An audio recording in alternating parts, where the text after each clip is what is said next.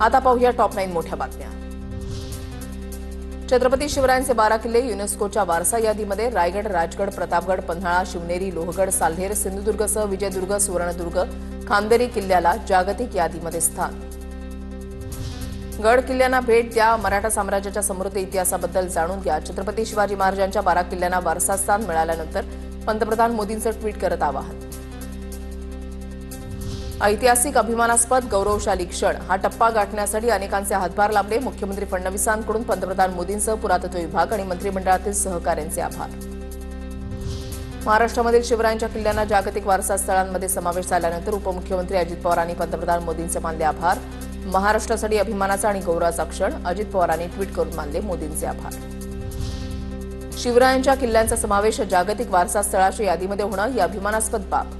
यामुळे किल्ल्यांचं जतन, संवर्धन गांभीर्यानं केलं जाईल। इतिहास अभ्यासक इंद्रजित सावंत यांची प्रतिक्रिया। दुर्गेश्वर किल्ले रायगडाचा युनेस्कोकडून जागतिक वारसा स्थळांच्या यादीमध्ये समावेश। शिवप्रेमींमध्ये आनंदाचं वातावरण।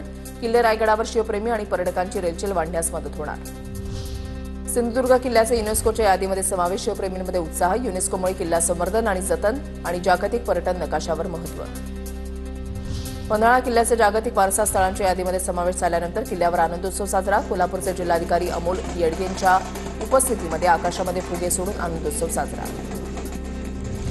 नाशिकच्या साल्हेर किल्ल्याचा युनेस्कोच्या जागतिक वारसा यादीमध्ये समावेश। बागलाण तालुक्यामधल्या शिवप्रेमींकडून जल्लोष साजरा।